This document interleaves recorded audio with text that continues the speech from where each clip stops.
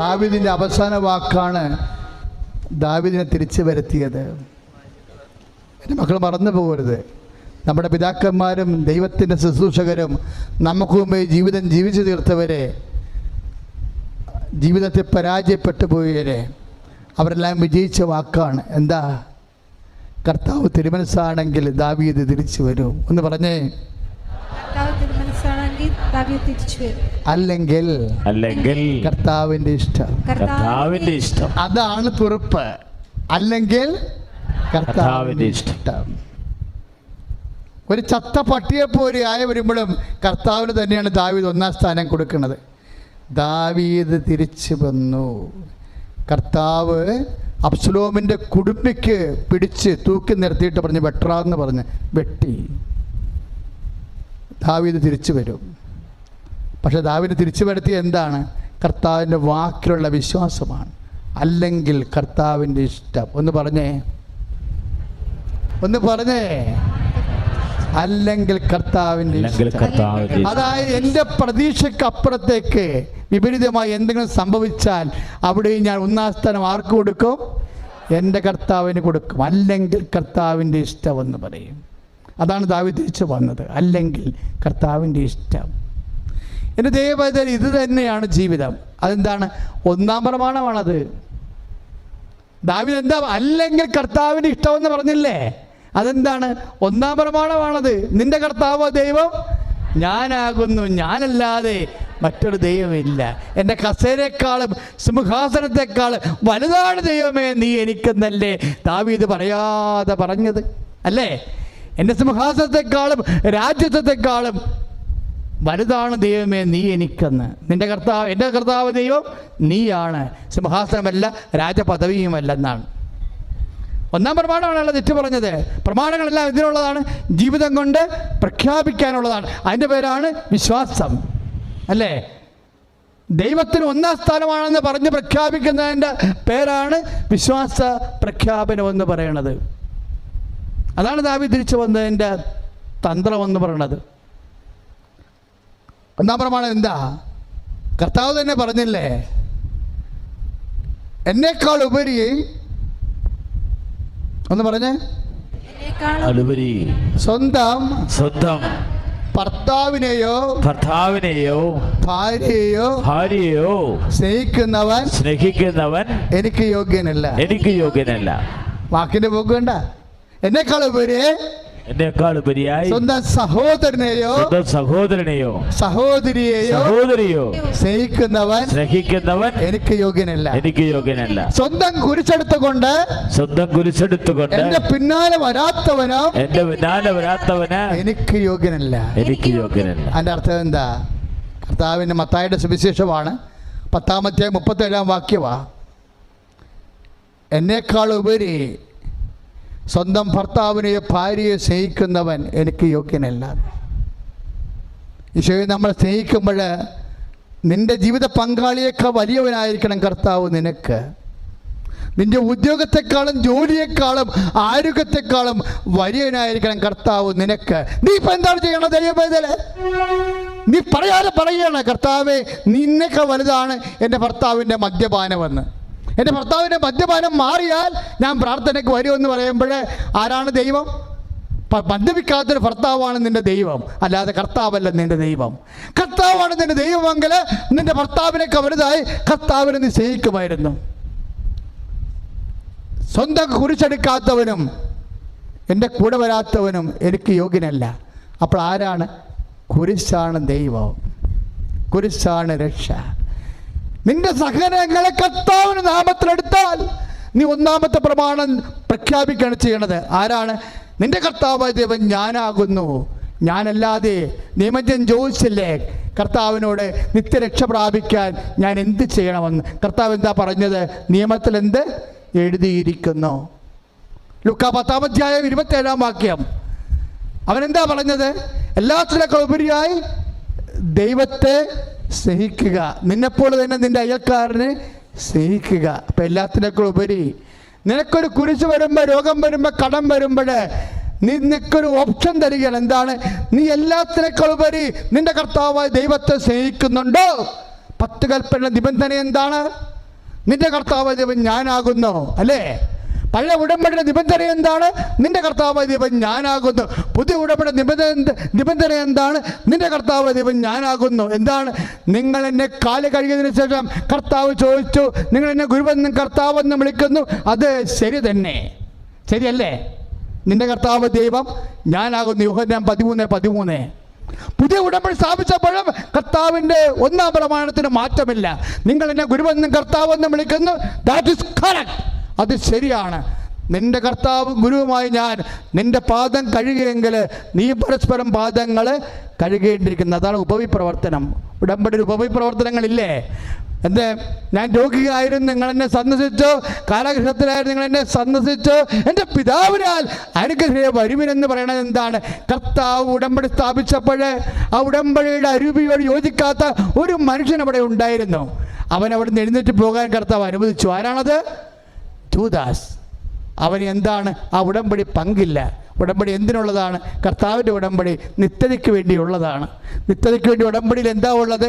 സഹോദരനെ ശുശ്രൂഷിക്കണം, ദൈവത്തെ കർത്താവിൻ്റെ സ്ഥാനത്ത് പുനഃപ്രതിഷ്ഠിക്കണം. അതാണ് ഉടമ്പടി ചെയ്തിരിക്കുന്നത്. ഉടമ്പടി എന്ന് പറയുന്ന ഒരു ജീവിതക്രമമാണ് സഹോദരങ്ങളെ. ഉടമ്പടി വിശുദ്ധ ഗ്രന്ഥത്തിൻ്റെ ഒരു സ്വർഗീയ പദ്ധതിയാണ്. അത് ഇഹത്തിലും പരത്തിലും നിങ്ങൾ നിലനിർത്താനുള്ള ദൈവിക സംവിധാനമാണ്. കൈ അടിച്ചു കർത്താവാണ്.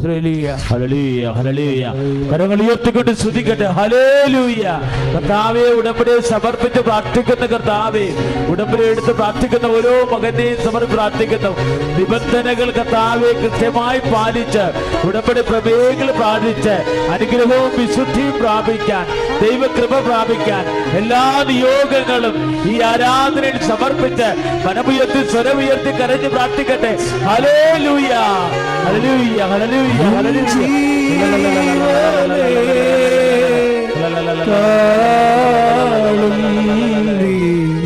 കരങ്ങൾ നീട്ടി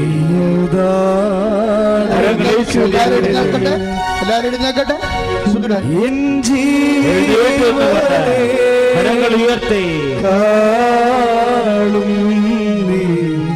എല്ലാവരും ആരാധന വീശി ആരാധന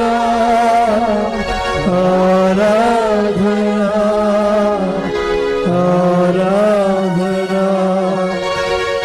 ആരാധന ആരാധന ആരാധന ആരാധന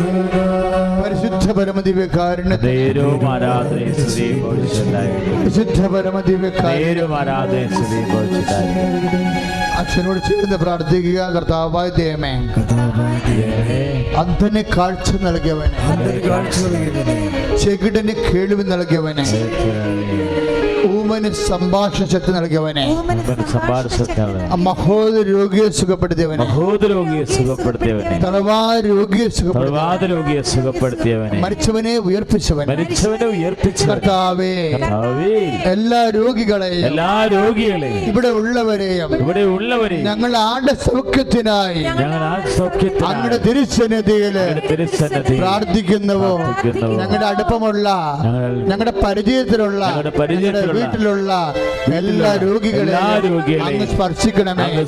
ഈശോയെ, മാരകരോഗങ്ങളാ, വ്യാധികളാ, വാതരോഗങ്ങളാ, രോഗങ്ങളാ, രോഗങ്ങളാ,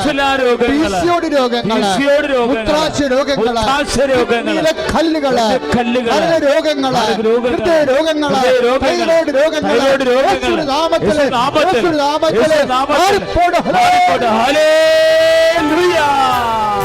കർത്താവേ, രോഗങ്ങള്, രോഗങ്ങള് സൗഖ്യപ്പെടുത്തലോ നന്ദി പറയുന്നു. പരിശുദ്ധ പരമദിവ്യകാരുണ്യത്തിന് നേരവും ആരാധനയും സ്തുതിയും ബോധിച്ചിട്ടായിരിക്കട്ടെ. ഈ പിൻകഴുത്തിന് അരച്ചാൻ താഴെ നടുമുതുകിലെ ഒരു പിടുത്തമുണ്ട്. ശ്വസിക്കുമ്പോൾ വേദനയുണ്ട്. അവിടുത്തെ ശരീരഭാഗം ഉള്ളിൽ എന്തോ ഒരു കേടായിട്ടിരിക്കുന്ന പോലെ നിങ്ങൾക്ക് ഫീൽ ചെയ്യുന്നുണ്ട്. ആ വ്യക്തിയെ കർത്താവ് ഇപ്പോൾ സുഖപ്പെടുത്തിക്കൊണ്ടിരിക്കുന്ന. ഹല്ലേലൂയ.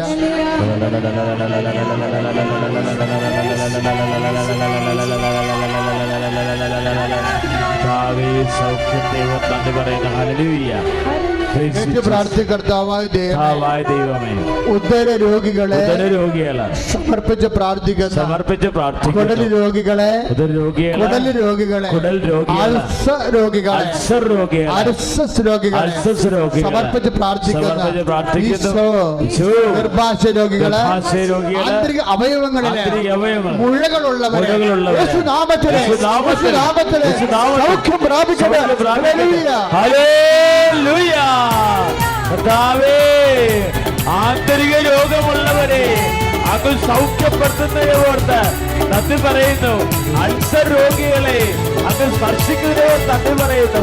ആരാധന യേശുവേ. കരങ്ങൾ അടിച്ചുകൊണ്ട് പാടാം.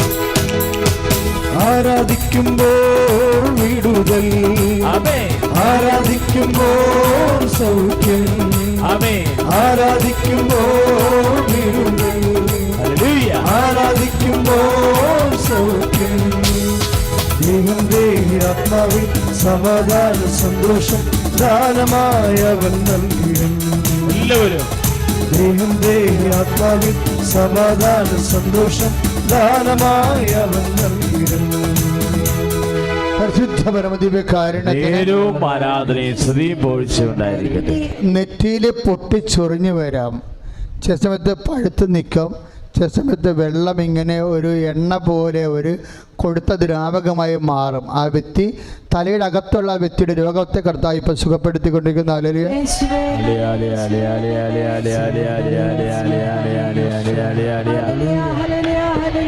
അച്ഛനോട് ചേർന്ന് പ്രാർത്ഥിക്കാം. അച്ഛനോട് ചേർന്ന് കർത്താവായ ദൈവമേ, കിഡ്നി രോഗികളെ ഇപ്പോൾ സുഖപ്പെടുത്തുന്നതിന്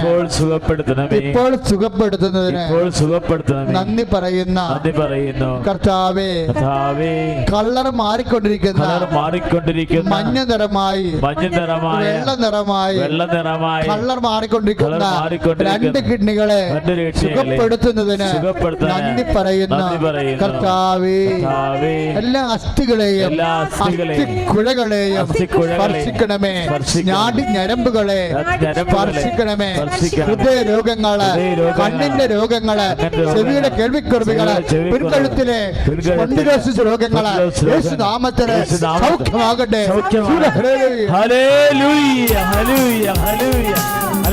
കരങ്ങൾ ഉയർത്തിക്കൊണ്ട് ശ്രദ്ധിക്കട്ടെ.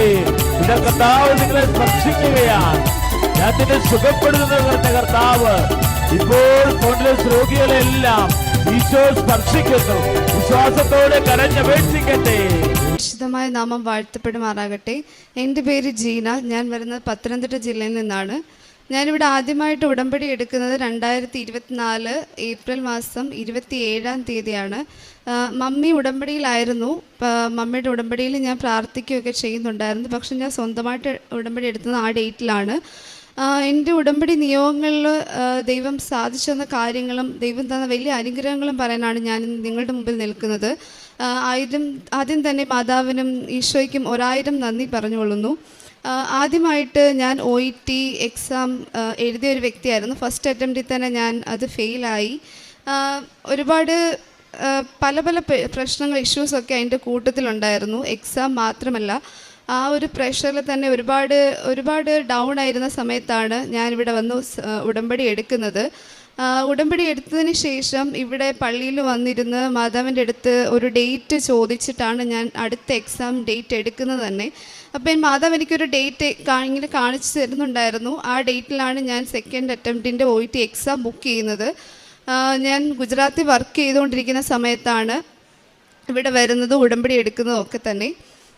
തിരിച്ച് ഗുജറാത്തിൽ പോയി ഞാൻ OET എക്സാമിന് ഡേറ്റ് എടുത്തു. ആ ഡേറ്റ് തന്നെ എടുത്തു. എന്നിട്ട് തുടർച്ചയായിട്ട് അഞ്ജലിക്ക് പ്രാർത്ഥിക്കുകയും പിന്നെ പ്രത്യക്ഷീകരണ പ്രാർത്ഥന ചൊല്ലുകയും എല്ലാ കാര്യങ്ങളും മുടങ്ങാതെ ചെയ്തുകൊണ്ടിരുന്നു. ഗുജറാത്തിലാണ് എക്സാം എഴുതിയത്, അഹമ്മദാബാദിൽ. ആ ഡേറ്റിൽ പോയി എക്സാം എഴുതി. പോകുന്ന വഴിക്കെല്ലാം തന്നെ പ്രത്യക്ഷീകരണ പ്രാർത്ഥന ചൊല്ലി വിശ്വാസ പ്രമാണം ചൊല്ലിയാണ് പോയത്. അതുപോലെ തന്നെ കാശുരൂപം കയ്യിൽ കൊണ്ടുപോയായിരുന്നു, പിന്നെ ഉടമ്പടി ഉപ്പ് കൊണ്ടുപോയായിരുന്നു, തൈലം തേച്ചിട്ടാണ് പോയത്.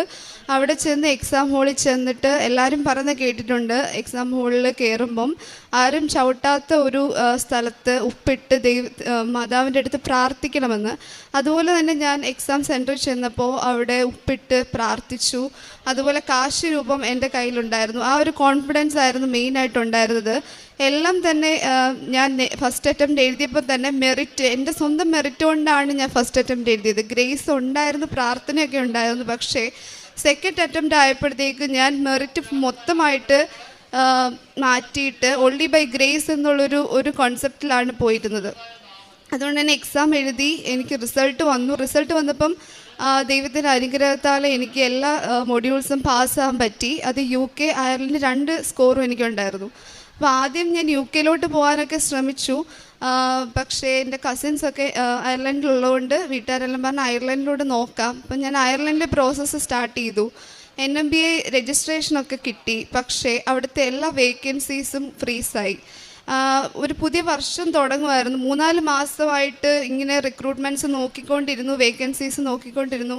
പക്ഷേ ഒന്നും തന്നെ കിട്ടുന്നില്ല. അവർ പറഞ്ഞു അവിടുത്തെ ക്രൈറ്റീരിയാസ് മൊത്തം ചേഞ്ചായി, ഇനി എന്തെങ്കിലും ഉണ്ടെങ്കിൽ അറിയിക്കാം. അങ്ങനെ കുറേയേറെ ഏജൻസിയുടെ അടുത്ത് ഇങ്ങനെ നമ്മുടെ CV അയച്ചു കൊടുത്തു. പക്ഷേ എവിടെ നിന്നും ഒരു റെസ്പോൺസ് പോസിറ്റീവായിട്ട് കിട്ടിയില്ല.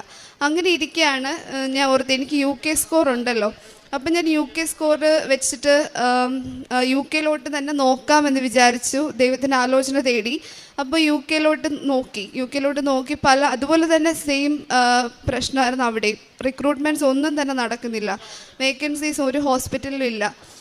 അങ്ങനെ ഒരു പ്രത്യേകതരം അവസ്ഥയിലൂടെ കടന്നു പോയപ്പോൾ ഞാൻ മാതാവിൻ്റെ അടുത്ത് പ്രത്യേകം പ്രാർത്ഥിച്ചു. എൻ്റെ ഒരു നിയോഗമായിരുന്നു എനിക്ക് വിദേശത്ത് ജോലി എന്നുള്ളത്, അത് NHS ജോലി എന്നുള്ളത്. കുറേ നോക്കി, കെയർ ഹോമിൽ വരെ അപ്ലൈ ചെയ്തു. പക്ഷേ ഉള്ളിൽ ഒരു വിഷമം ഉണ്ടായിരുന്നു. NHS കിട്ടാതെ കെയർ ഹോം താണതാണ് ഉയർന്നതാണ് അങ്ങനെയൊന്നുമല്ല, പക്ഷേ NHS കിട്ടാതെ പോകുമോ എന്നൊരു വിഷമം ഉള്ളിലുണ്ടായിരുന്നു. പക്ഷേ കാശുരൂപവും ഉപ്പും ഉടമ്പടി തൈലവും എല്ലാം ഉപയോഗിച്ച് പ്രാർത്ഥിച്ചുകൊണ്ടിരുന്നു, തുടർച്ചയായിട്ട് പ്രാർത്ഥിച്ചു. അങ്ങനെ ഒരു ദിവസം അപ്രതീക്ഷിതമായിട്ട് എൻ്റെ ഒരു ഫ്രണ്ട് വഴി, ഞാൻ CBT എക്സാം പഠിക്കുന്നുണ്ടായിരുന്നു. എല്ലാവരും ചോദിച്ചു, നീ എന്തിനാ ഇപ്പം CBT പഠിക്കുന്നത്, വേക്കൻസീസ് ഒന്നും ഇല്ലല്ലോ, പിന്നെ അത് പഠിച്ചിട്ട് വേക്കൻസീസ് ഇല്ലാതെ നിൽക്കുന്ന എന്തിനാ, അങ്ങനെ ഒരു സിറ്റുവേഷൻ ആവത്തില്ലേ? പക്ഷേ എനിക്ക് വിശ്വാസം ഉണ്ടായിരുന്നു, ഞാൻ ഉടമ്പടി എടുത്തതാണ്, എൻ്റെ നിയോഗമാണ്, അത് ഞാൻ കൊടുത്തത് അത്രമേൽ സ്ട്രോങ് ആയിട്ടുള്ള വ്യക്തികളുടെ കയ്യിലാണ്. എല്ലാം ഞാൻ മാതാവിലും കർത്താവിലും മാത്രമാണ് സമർപ്പിച്ചത്. അപ്പോൾ അത്രമേൽ എനിക്ക് കോൺഫിഡൻസ് അവരിലുണ്ടായിരുന്നു, എൻ്റെ ഒരു മെറിറ്റ് അല്ല എന്നുള്ളത് കൊണ്ട് തന്നെ. ആ ഒരു സമയത്ത് വാട്സപ്പിൽ ഒരു മെസ്സേജ് എൻ്റെ ഒരു ഫ്രണ്ടിൻ്റെ കണ്ടു, CBT ഗ്രൂപ്പിൻ്റെ. അപ്പം വളരെ പ്രത്യക്ഷമായിട്ട് ഞാൻ അവിടെ ഈ ഗ്രൂപ്പിലുണ്ടോ എന്നിങ്ങനെ തപ്പി അവളെ കോണ്ടാക്ട് ചെയ്തു. അപ്പോൾ പറഞ്ഞു ഇപ്പോൾ റിക്രൂട്ട്മെൻറ്റ് നടക്കുന്നതുകൊണ്ട് ഞങ്ങളുടെ കൂട്ടത്തിൽ ഒരാൾ പോകാൻ വേണ്ടിയിട്ട് എല്ലാം റെഡി ആയിട്ടിരിക്കുക. അപ്പം ഞാൻ ആ ഫ്രണ്ടിനെ കോണ്ടാക്ട് ചെയ്തു. അവൾ വഴി ഒരു ഏജൻസി എനിക്ക് കോണ്ടാക്ട് ചെയ്യാൻ പറ്റി. ആ ഏജൻസി വഴി അവർ അറിയാൻ കഴിഞ്ഞത് ഇപ്പം ചില സ്ഥലങ്ങളിൽ വേക്കൻസീസ് ഉണ്ട്. അപ്പം പിന്നെ ഞാൻ CV അയച്ചു കൊടുത്തു. അവർ ഇൻ്റർവ്യൂ ഷെഡ്യൂൾ ചെയ്ത് ഓൺലൈനായിരുന്നു. പക്ഷെ ഞാൻ കാശ് രൂപം പിടിച്ചാണ് ഇൻ്റർവ്യൂ അറ്റൻഡ് ചെയ്തത്. അതുപോലെ തന്നെ ഞാൻ ഇരുന്നിടത്ത് ഉടമ്പടി ഉപ്പിട്ടിട്ടാണ് ഇൻ്റർവ്യൂ അറ്റൻഡ് ചെയ്തത്. എന്തായാലും ദൈവം സഹായിച്ച് എനിക്ക് ഇൻ്റർവ്യൂ പാസ്സാകാൻ പറ്റി. അത് കഴിഞ്ഞിട്ട് വളരെ പെട്ടെന്നായിരുന്നല്ലോ, ബാക്കി എല്ലാ പ്രോസസ്സും വളരെ പെട്ടെന്ന് തന്നെ നടന്നു. ഞാനിപ്പോൾ UK NHS വർക്ക് ചെയ്യുവാണ്. Band 5 ആയിട്ടാണ് വർക്ക് ചെയ്യുന്നത്. അത് കഴിഞ്ഞ് അവിടെ ചെന്ന് OSCE എക്സാം എഴുതി. അപ്പം ഞാൻ പോയപ്പോൾ ഞാൻ ഒറ്റയ്ക്കായിരുന്നു, എനിക്ക് കൂടെ ആരും ഫ്രണ്ട്സ് ഇല്ലായിരുന്നു. അപ്പോൾ എനിക്ക് ഭയങ്കര ടെൻഷനായിരുന്നു. നമുക്കറിയാത്തൊരു സ്ഥലമാണ്, അവിടെ വേറെ ആരും ഇല്ല നമുക്ക് സഹായത്തിന്. പക്ഷേ ദൈവ സഹായത്തിന് ഉണ്ടാകുമെന്നൊരു പ്രതീക്ഷ അത് എപ്പോഴും കൂടെ ഉണ്ടായിരുന്നു.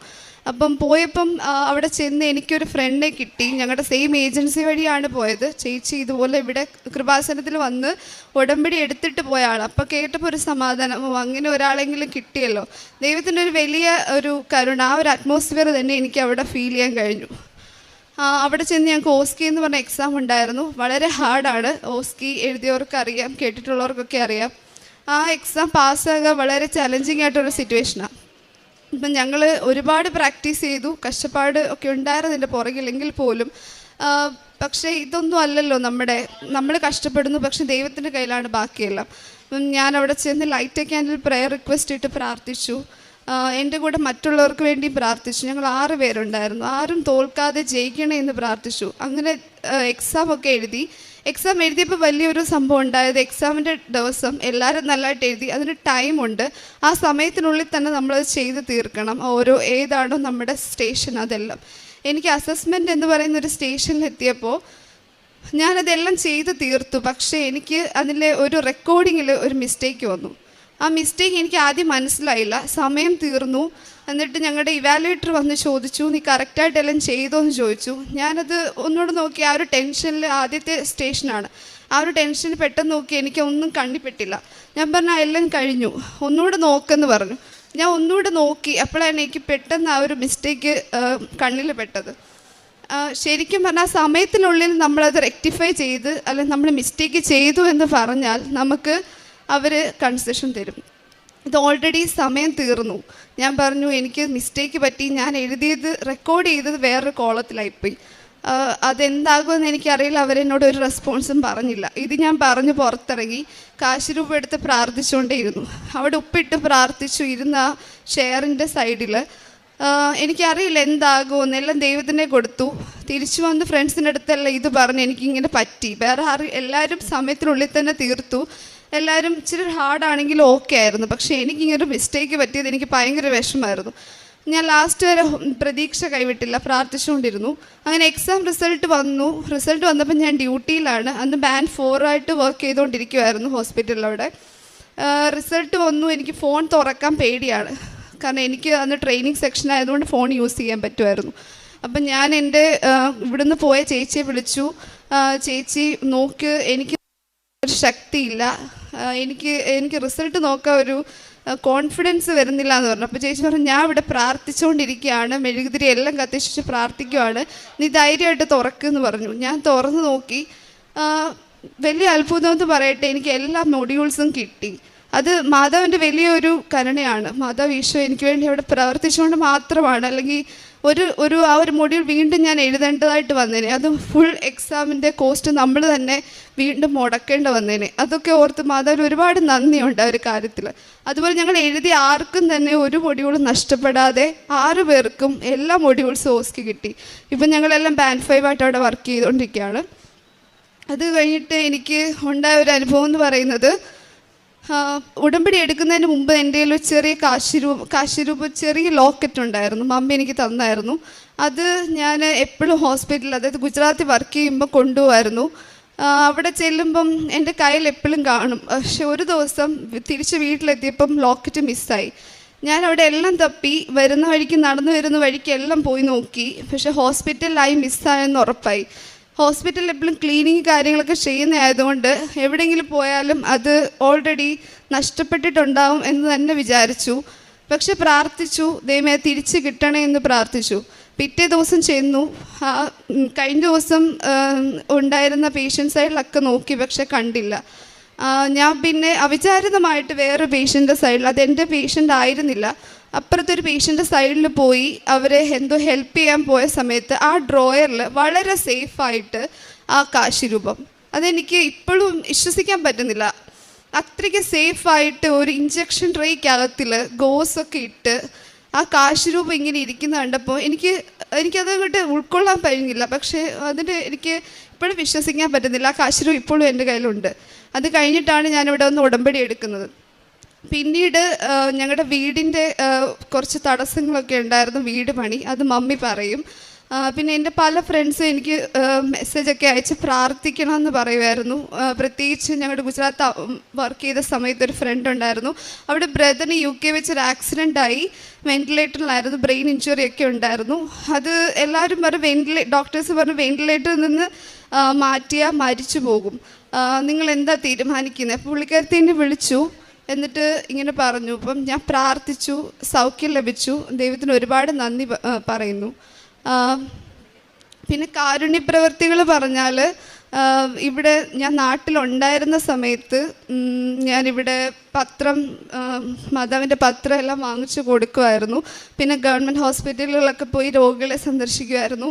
ഞാൻ ഒരു നേഴ്സാണ്, അതുകൊണ്ട് തന്നെ ആ ഒരു ഫീൽഡ് ആയതുകൊണ്ട് തന്നെ എനിക്ക് കുറച്ചും കൂടെ മനസ്സിലാവും. പ്രത്യേകിച്ച് ഉടമ്പടി എടുത്തതിന് ശേഷം ആ ഒരു രീതിയിൽ എല്ലാവരോടും രോഗികളോടും ആതുര സേവനത്തിലും കുറച്ചുകൂടി ഇൻവോൾവ് ആയിട്ട് ചെയ്യാൻ എനിക്ക് പറ്റി. അതുപോലെ അവർക്ക് സാമ്പത്തികമായിട്ടുള്ള സഹായങ്ങളൊക്കെ ചെയ്തു കൊടുക്കുമായിരുന്നു. പിന്നെ ഇവിടുന്ന് ഞാൻ UK പോയ ശേഷം അവിടെ നമുക്ക് ഡയറക്റ്റ് പോയി ആരെയും ഹെൽപ്പ് ചെയ്യാൻ വളരെ പ്രയാസമാണ്, പോയവർക്കൊക്കെ അറിയാൻ പറ്റും. അപ്പോൾ ഫുഡ് ബാങ്കുകളുണ്ട് അവിടെ, ഫുഡ് ബാങ്കുകളിലൊക്കെ ഡൊണേഷൻസ് ചെയ്യാറുണ്ട്.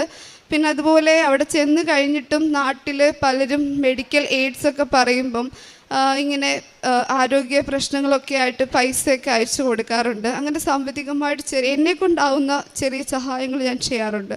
അതൊക്കെയാണ് എൻ്റെ പ്രേക്ഷിത പ്രവർത്തനങ്ങൾ. പിന്നെ അതുപോലെ സാക്ഷ്യങ്ങളൊക്കെ ഷെയർ ചെയ്യും. ചൊവ്വാഴ്ച ദിവസത്തെ ഉടമ്പടി പ്രാർത്ഥനകളൊക്കെ ഷെയർ ചെയ്യാറുണ്ട് ഫ്രണ്ട്സിനൊക്കെ. അതുകൊണ്ട് പ്രധാനമായിട്ട് ഞാൻ ചെയ്ത പ്രേക്ഷിത പ്രവർത്തനങ്ങൾ. പിന്നെ ആത്മീക ജീവിതത്തിൽ ഉടമ്പടി എടുത്തതിന് ശേഷം ദൈവത്തിന് വേണ്ടി സമയം കണ്ടെത്താൻ കുറേ ഏറെ കഴിഞ്ഞിട്ടുണ്ട്. നേരത്തെ ഉണ്ടായിരുന്നു, പക്ഷേ ബിസി ആയിട്ടുള്ള ഒരു ജീവിതത്തിൽ ഉടമ്പടി എടുത്തതിന് ശേഷം കൂടുതലായിട്ടിരുന്ന് ദൈവത്തിന് വേണ്ടി സമയം ചെലവഴിക്കാൻ ഉടമ്പടി ഒരു വലിയ അനുഗ്രഹമായിട്ട് തീർന്നു. പിന്നെ ഞങ്ങളുടെ വീടിൻ്റെ കാര്യത്തെപ്പറ്റി മമ്മി പറയും. ദൈവമാതാവിനും തിരുക്കുമാരനും ആയിരം നന്ദി പറയുകയാണ്. 26 വർഷം കൊണ്ട് ഞങ്ങൾ ഒരു വീടിന് വേണ്ടി പരിശ്രമിച്ചിട്ടും വീടൊരു കാരണവശാലും പണി നടക്കുകയില്ല. വീട് പണിയെല്ലാം ഒരുമാതിരിയൊക്കെ ആയി വരുമ്പോൾ അത് എല്ലാം തടസ്സങ്ങളാണ്. ഞാൻ ഇവിടെ വന്ന് ഉടമ്പടി എടുത്ത് ഇവിടെ വന്ന് പ്രാർത്ഥിച്ചു. ഞാൻ ആദ്യം വീടിന് വേണ്ടിയാണ് നിയോഗം വെച്ചത്, പിന്നെ എൻ്റെ കുഞ്ഞിന് വേണ്ടിയാണ്. ആ നിയോഗം വെച്ച് അധികം താമസിക്കുന്നതിന് മുമ്പ് എൻ്റെ വീടിൻ്റെ പണി തുടങ്ങി. ഞങ്ങൾ ആഗ്രഹിക്കുന്നതിലും ആശിക്കുന്നതിലുപരിയായി നല്ലൊരു വീട് പണിഞ്ഞ് ഞങ്ങളിപ്പോൾ അതിൽ താമസമായി. പിന്നെ രണ്ടാമത് എൻ്റെ കുഞ്ഞിന് വേണ്ടി ഞാൻ വന്ന് ഉടമ്പടി എടുത്ത് പ്രാർത്ഥിച്ചു. അവിടെ എല്ലാ ആവശ്യങ്ങൾക്കും ഒരു തടസ്സങ്ങൾ വരുമ്പോൾ എന്നോട് പറയും, മമ്മി എനിക്ക് വേണ്ടി പ്രാർത്ഥിക്കണമെന്ന് പറയും. അന്നേരമെല്ലാം ഞാൻ ഈ കാശ് രൂപം എടുത്ത് എൻ്റെ കയ്യിൽ വെച്ച് ഞാൻ പ്രാർത്ഥിക്കും. ഈ കാശ് രൂപം എടുത്ത് വെച്ച് പ്രാർത്ഥിക്കുമ്പോൾ എൻ്റെ ദൈവമാതാവ് ഇന്ന് വരെയും ഞാൻ ഈ കാശ് രൂപം എൻ്റെ കൈ വെക്കുമ്പോൾ എൻ്റെ ആഗ്രഹങ്ങളെല്ലാം എനിക്ക് ദൈവം മാതാവും തിരുക്കുമാരനും ഇന്ന് വരെ എനിക്ക് സാധിച്ചു തന്നിട്ടുണ്ട്. തടസ്സങ്ങളെല്ലാം മാറി എനിക്ക് സാധിച്ചു തരും. ദൈവനാമത്തിൽ അമ്മ മാതാവിനും തിരുക്കുമാരനും 1000 നന്ദി അർപ്പിക്കുന്നു.